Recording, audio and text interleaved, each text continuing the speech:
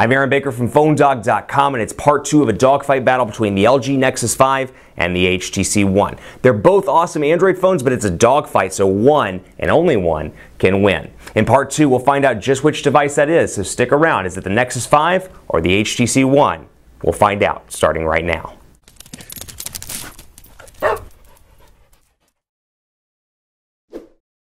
It's part 2 of a dogfight battle between the LG Nexus 5 or the Google Nexus 5, depending on what you want to call it, and the HTC One. Two great Android phones, two very different missions in a lot of ways, two very different demographics they're appealing to in a lot of ways, but that doesn't stop us here at PhoneDog. It's dogfight time, Android style. Before we get too far into that, I want to thank our partners at Best Buy Mobile. They give us devices kind of like these, actually both of these devices, for use in our One Paw Bandit giveaway game. So when you go into Best Buy Mobile, you'll walk out without any sort of carrier biasness. They're unbiased, whether it's Verizon, AT&T, Sprint, or even T-Mobile you need. They'll hook you up and make sure you get what works best in your respective area, where you live, the mountain you live on, or the gully you live in. They'll hook you up at Best Buy Mobile. So continuing on in part 2, we're going to talk more about the software because it's a key differentiator in a lot of ways between these two phones. So obviously, as you know, the Nexus 5 has Android 4.4 KitKat pre-installed. It's a vanilla version. You don't have any OEM or carrier installed bloat here. You got a clean vanilla version of Android, and it's the latest version at that. Like I said, Android 4.4 KitKat. Then over here, you've got Android 4.3 Jelly Bean, the latest or the final version of Jelly Bean, if you will, with HTC's Sense version 5 running atop it. Now, what I like, at least in 2013, is a lot of these OEM user interfaces or user experiences are really adding some great value adds. I think Android, even in 4.4, they take steady improvements every single time they release a vanilla version of Android. But I think even in the vanilla version of Android, it's just very plain Jane, and some people love that. That's great for developers. That's great for people to customize. The mainstream consumer, I love the value adds you get in some of the goodies from Sense, from TouchWiz, from LG's UI. Those things are great. I still use on Sense and in TouchWiz. I use the value adds on almost a daily basis in the software, and one of those is over here in the camera. So we'll talk about the camera, and that's how we'll start out part 2 of the dogfight battle. Before, I wanted to point this out. In part 1, I talked about Blink Feed. One of the great things on the Nexus 5 is at least integration out of the box with Google Now. Google Now continues to be very popular, and you can say something like, Google, I'll just click on it. Okay, Google. Let me do that again. Okay, Google, tell me the weather in Dallas.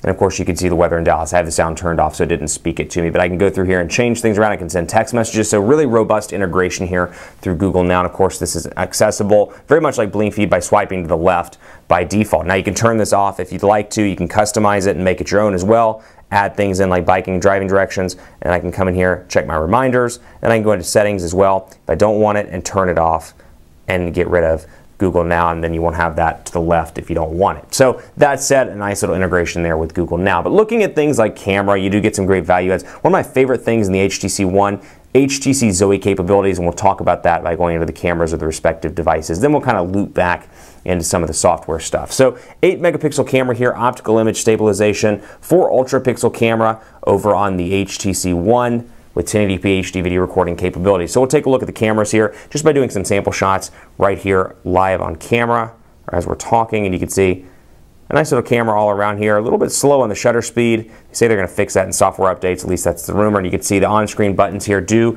still have some on-screen button area right here, but the buttons themselves actually go away, and forgive the focus issues here.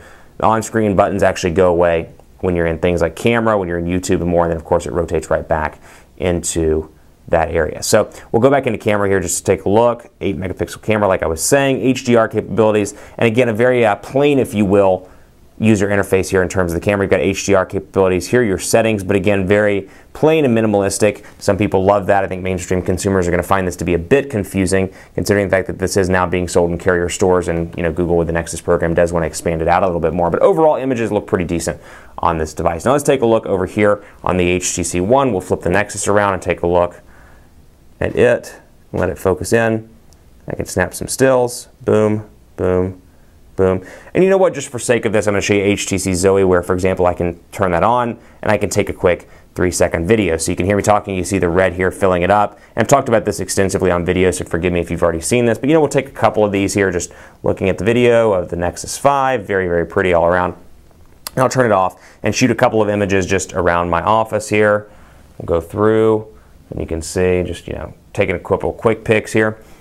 And we'll go into the gallery and take a look at those images. So all in all, very clear, very good looking images, and you've got, of course, a wealth of editing options here in the HTC One. I can switch the camera around. I've got photo capture modes, video capture modes, and more, cropping abilities, video quality, ISO, white balance, all that stuff. But what's really cool about this is I'll go into the gallery, for example, and utilize the HTC Zoe capabilities by going to gallery, and forgive me while I pull it away here and take a look at the event. So obviously 11/14, here's my most recent event. And all I have to do is click right here, and you're going to see it's going to make this custom video for me without me having to do anything, which I like a lot. So you can send this to your friends. You do a video for pictures from a wedding, from an event, maybe you camp for the weekend, or you hang out with your friends, take a bunch of pictures, and it does this on its own. And not only that, you have the ability to change the style as well. So if I want to do this, for example, I can do that, and boom, I'm ready to rock and roll. So pretty cool little feature right there. And then, of course, down through here, you got, of course, all your integration with Google services that you expect on both devices, but I do like the camera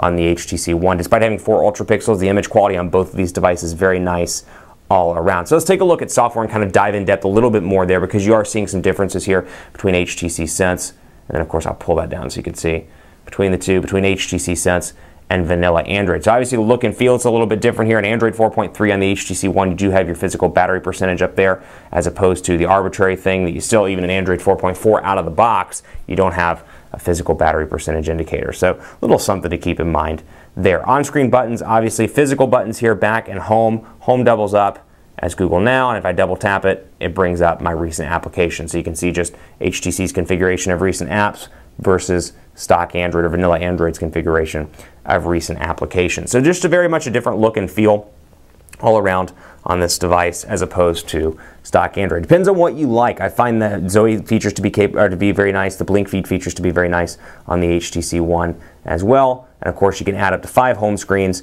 on the HTC One. One of those obviously being blink feed, total of 4 to do what you want to do. Over here, so far as I can tell you, you can add as many. I haven't found a stopping point yet. I've been playing around with this. The one thing I will point out is if you want to add a home screen, so for example, let's say Dropbox is over here. I'm going to bring down another icon to this just so you can see what I'm talking about. And I'm going to bring it over to the final home screen here where Dropbox is. You can't actually add home screens and keep them blank. You have to move applications from one to the other to activate a new home screen. So I think, I kind of see where they're going with that from a minimalist standpoint. It's nice. It's maybe user-friendly, but still I'd like the ability to add home screens, as you can see here, even though there's nothing on these screens. Because for me, I like to have 2 in the center, or 1 in the center rather, 2 on each side to make it look balanced, where you can see that little area right there. You're on your main screen, as opposed to over here, my main screen is here. A little bit more complicated to configure that, so just something you may not care about at all, or you may love. Let's take a look at Quadrant Standard here. Quadrant Standard is not optimized as well as I'd like it to be for KitKat, so keep that in mind, take it with a grain of salt. That said, I get so many requests to do Quadrant Standard, that's why I keep doing it.